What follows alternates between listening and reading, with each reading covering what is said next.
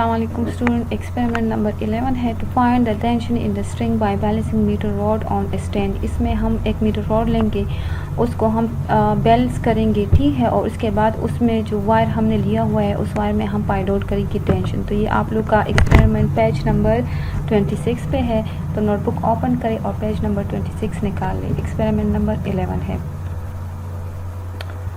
तो स्टूडेंट इसमें find out करते हैं हम टेंशन इन द स्ट्रिंग।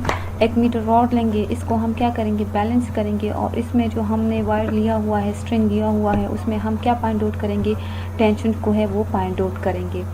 तो यहाँ पे इसमें हम क्या करते हैं, बैलेंस करते हैं मीटर रॉड को, और इसके साथ हमने जो टेंशन वायर लिया हुआ है इसमें जो टेंशन होगी तो हम वो फाइंड आउट करेंगे। तो यहाँ पे आपको अपरेटिस नज़र आ रहा है, ये हमारे पास सारे अरेंजमेंट यानी अपरेटिस है।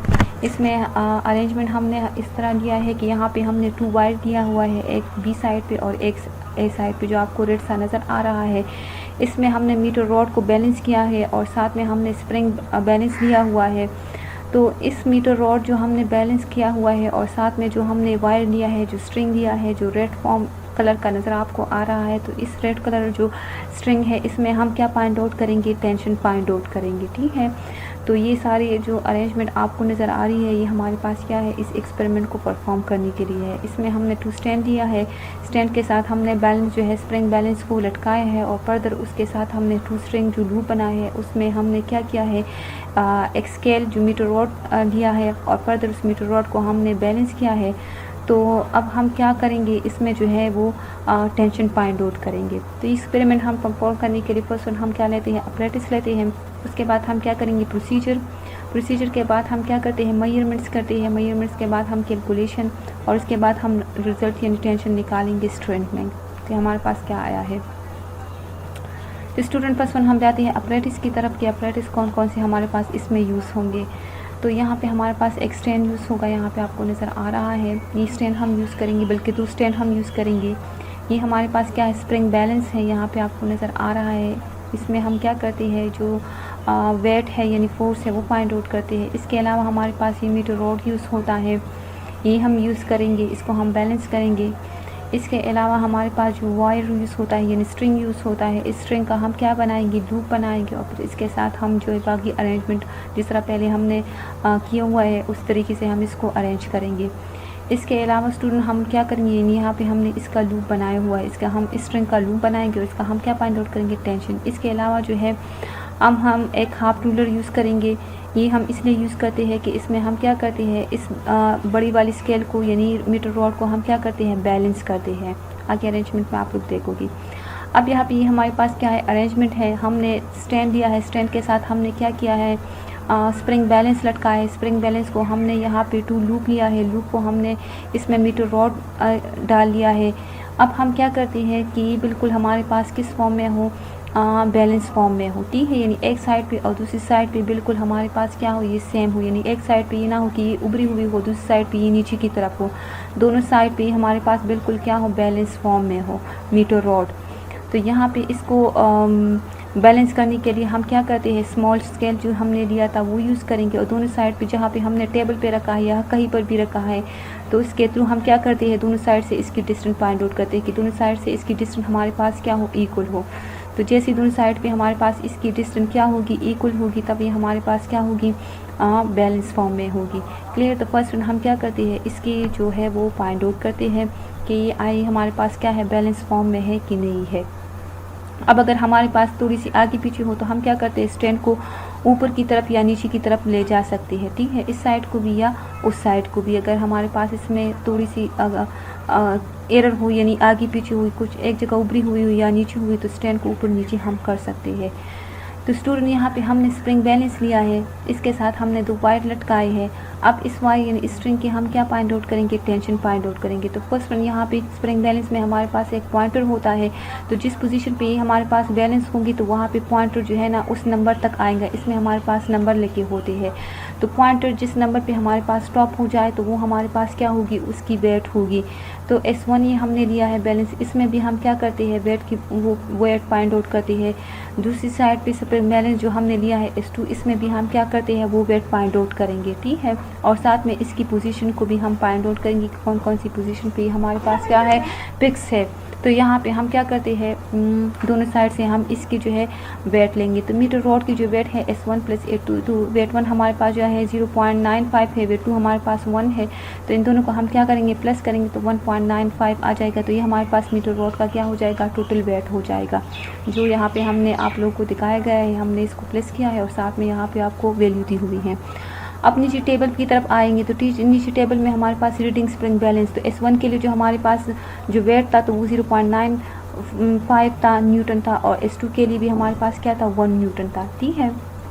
अब इसके बाद हम क्या करेंगे इसकी पोजीशन को फाइंड आउट करेंगे, डिस्टेंसेस को कि A कितने डिस्टेंस पे हमने रखा है और B को हमने कितने डिस्टेंस पे रखा हुआ है।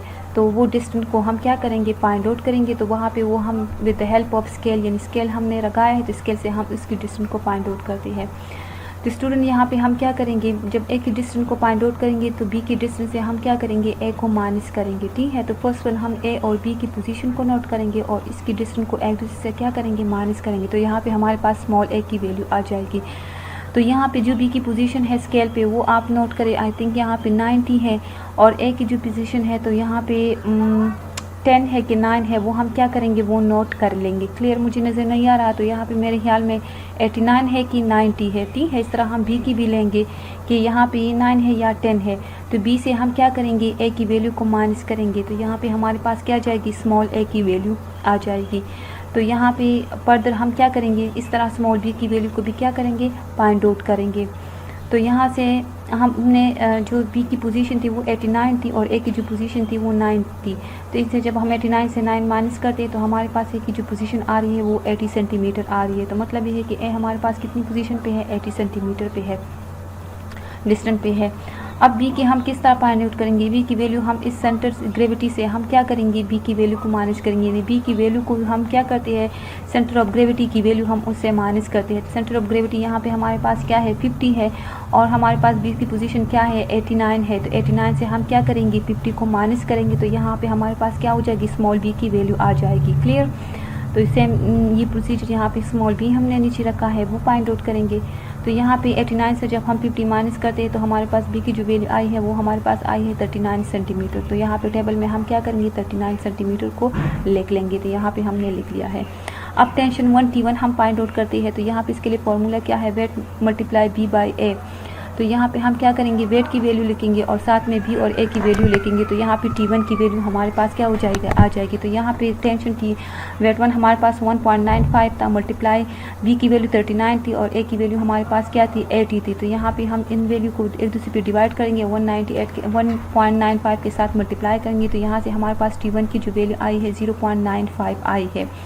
इस तरह स्टूडेंट हम क्या करते हैं टेंशन T2 भी स्ट्रिंग में फाइंड आउट करते हैं। तो इसके लिए फॉर्मूला हमारे पास क्या है T2 = WA - B divide by A। तो टेंशन जो वेट हमारे पास आया था वो 1.95 था, A की वैल्यू हमारे पास क्या थी 80 थी, माइनस B की वैल्यू हमारे पास क्या थी 39 और टोटल डिवाइड बाई 80, यानी A की वैल्यू 80 थी। जब हम इसको एक दूसरे से माइनस करते 8 भी डिवाइड करते 1.9 के साथ मल्टीप्लाई कर लेते तो इनसे हमारे पास क्या हो जाएगी इसके टेंशन की वैल्यू आ जाएगी T2 की। तो जो हमारे पास क्या आई है 1 आई है। इस तरह हम क्या करते हैं इसमें डिफरेंस भी फाइंड आउट कर सकते हैं। तो ये हमारे पास टेंशन फाइंड हो गई स्ट्रिंग में, यानी T1 साइड पे A साइड पे जो स्ट्रिंग हमने लटकाया है दूसरी साइड पे, तो A साइड पे 0.95 टेंशन आया है, B साइड पे जो हमने स्ट्रिंग लगाया था तो इसकी जो टेंशन आ रही है वो हमारे पास आ रही है 1 न्यूटन। अब हम डिस्टेंस भी फाइंड आउट कर सकते, डिफरेंस भी फाइंड आउट कर सकते हैं। तो 0.95 से जब हम 0.95 को माइनस करते हैं तो यहाँ पे हमारे पास क्या आएगा 0। इस तरह T2 के लिए भी हम फाइंड आउट कर सकते हैं। T2 भी हमारे पास क्या है 0। तो मतलब ये है कि हमें प्रूफ होता है कि हमारे पास जो मीटर रॉड है वो किस फॉर्म में है बैलेंस फॉर्म में है, यानी जो इसमें जो क्लॉकवाइज स्टार्क है वो एंटी क्लॉकवाइज स्टार्क के बराबर है। तो यहाँ पे हमारे पास किस फॉर्म में हो गया बैलेंस फॉर्म में हो गया। तो इस तरीके से हम क्या कर सकते हैं विच को हमने जो मीटर रॉड लिया था उसको हमने बैलेंस किया और इसके थ्रू हमने क्या किया इसमें टेंशन को फाइंड आउट किया था। तो ये हमारा पास हो गया एक्सपेरिमेंट नंबर 11। इस तरीके से आप हम क्या कर सकते हैं मुख्तलिफ रीडिंग ले सकते हो और इस तरीके से प्रोसीजर से हम कैलकुलेशन जो है वो कर सकते हैं। अब स्टूडेंट नेक्स्ट हम क्या करेंगे, इसकी पोजीशन को जो है हम चेंज करेंगे और फर्दर उसकी रीडिंग लेंगे। तो यहाँ पे हमने क्या किया है कि दोनों जो स्टैंड है इसकी पोजीशन को हमने चेंज किया है, यानी इस दोनों स्टैंड हम एक दूसरे के करीब ले आए हैं। अब जब हम ये एक दूसरे के करीब ले आए हैं तो यहाँ पे हमारे पास जो स्ट्रिंग ए है इसमें हमारे पास हम इसकी टेंशन यानी इसकी पोजीशन फाइंड आउट करेंगे और इस तरह बी की भी क्या करेंगे, पोजीशन को फाइंड आउट करेंगे। यानी मतलब ये है कि स्टैंड को हमने एक दूसरे के करीब किया है, पोजीशन को हमने चेंज किया हुआ है। तो स्टूडेंट यहाँ पे सेम प्रोसीजर हम यहाँ पे करेंगे कि ए हमारे पास 72 सेंटीमीटर पे आया है, बी हमारे पास 40 सेंटीमीटर पे आया है और स्प्रिंग बैलेंस में हमारे पास जो रीडिंग होगी तो वो हम क्या करेंगे, पॉइंट आउट करेंगे। तो वो 1.1 न्यूटन है और S2 की जो है वो 0.85 है। अगेन यही फार्मूला यूज़ करें, सेम यही प्रोसीजर करें जिस तरह हमने फर्स्ट वन के लिए इसकी डिफरेंस फाइंड आउट करें और लास्ट वन में हम देखेंगे कि आया हमारे पास इसकी वैल्यू यानी रिजल्ट क्या आया है। तो यहाँ पे देखें तो अगर हम यहाँ पे देखें तमाम कैलकुलेशन से तो यहाँ पे हमारे पास जो क्लॉकवाइज यानी T1 और T2 क्या हो रही है, एक दूसरे को जो है वो कैंसिल आउट कर रही है। तो यहाँ पे हमारे पास जो वैल्यू आएगी तो नेट रिजल्ट माने 0.2 यहाँ पे आ रही है, वहाँ पर भी 0.2 वैल्यू। तो दोनों साइड पे हमारे पास ये क्या है, इक्वल वैल्यू आए। तो मतलब ये है कि हमारे पास क्या है, बैलेंस फॉर्म में है, इसका डिफरेंस जो है वो इक्वल आ रहा है। तो मीटर रॉड हमारे पास क्या है, बैलेंस फॉर्म में हो गया है। इस तरह हम क्या कर सकते हैं, तीसरी रीडिंग में हम इस तरीके से ले सकते हैं कि स्टैंड की पोजीशन को हम क्या करेंगे, चेंज करेंगे। यानी फर्स्ट वन में हमने सही फॉर्म में रखा, सेकंड में हमने स्टैंड को करीब कर लिया, अब थर्ड पोजीशन में हम क्या करेंगे, स्टैंड को एक दूसरे से दूर कर लेंगे। तो जब हम स्टैंड को एक दूसरे से दूर कर लेंगे तो वहाँ पे हम क्या करेंगे, उसकी पोजीशन को फाइंड आउट करेंगे, यानी ए की पोजीशन को, बी की पोजीशन को, और साथ में हम क्या करेंगे, हमारे पास बैलेंसिंग में जो रीडिंग आई हुई होगी वही नोट कर लेंगे। तो यहाँ पे स्टूडेंट हमने क्या किया है कि इसकी स्टैंड को हमने एक दूसरे से दूर ले गए हैं, इसकी पोजीशन को हमने चेंज किया। अब यहाँ पे हमारे पास ऑलरेडी इनकी ए की पोजीशन भी चेंज हो गई है, बी की भी, और साथ में स्प्रिंग बैलेंस में जो पोजीशन है वो भी हमारे पास क्या हो गई है, चेंज हो गई है। तो यहाँ से स्प्रिंग बैलेंस से हम रीडिंग लेंगे और साथ में हम क्या करेंगे, इस मीटर रॉड से इसकी जो है डिस्टेंस को क्या करेंगे, फाइंड आउट करेंगे। तो यहाँ पे आपने देखना है कि ए हमारे पास कौन सी पोजीशन पे है और बी हमारे पास कौन सी पोजीशन है, और साथ में हमने रीडिंग देखना है स्प्रिंग बैलेंस से। तो वहाँ पे हम क्या करेंगे, इसकी पोजीशन को नोट कर लेंगे। तो दोबारा टेबल की तरफ आएंगे और इसमें हम क्या करेंगे, इसकी वैल्यू को लिख लेंगे, ए की वैल्यू, बी की वैल्यू और साथ में S1 की वैल्यू को और S2 की वैल्यू को। तो जो जो पोजीशन पे आ रही है वो पोजीशन नोट करेंगे और साथ में जो वो वैल्यू आ रही है वो लिखेंगे। तो अब हम जाएंगे टेबल की तरफ और टेबल में क्या करेंगे, इसकी वैल्यू लिखेंगे। तो अगेन हमारे पास वो प्रूफ होगा कि एक साइड पे जितनी वैल्यू आ रही है वो हमारे पास दूसरी साइड पर भी इक्वल उतनी ही वैल्यू आएंगी, यानी दोनों साइड पे हमारे पास जो वैल्यू आ रही है वो इक्वल आ रही है। तो जब दोनों साइड पे वैल्यू हमारे पास इक्वल आ जाए तो ये हमें प्रूफ करेगा कि ये जो स्केल है, ये मीटर रॉड है, ये हमारे पास क्या है, बैलेंस फॉर्म में है। और वहाँ से हमारे पास क्या हो जाएगी, टेंशन की वैल्यू जो है वो कैलकुलेट हो जाएगी, T1 की भी और T2 की भी वैल्यू हमारे पास कैलकुलेट हो जाएगी। तो स्टूडेंट यहाँ पे हमारे पास वो थर्ड रीडिंग थी। तो यहाँ पे अगर आप लोग वो चेक करें, सारी रीडिंग लिख ले और इसको चेक करें तो आपके पास जो है 0.01 और -0.01, तो दोनों साइड पे हमारे पास क्या आ रही है, सेम वैल्यू आ रही है। तो मतलब ये है कि ये हमारे पास क्या है, बैलेंस फॉर्म में है।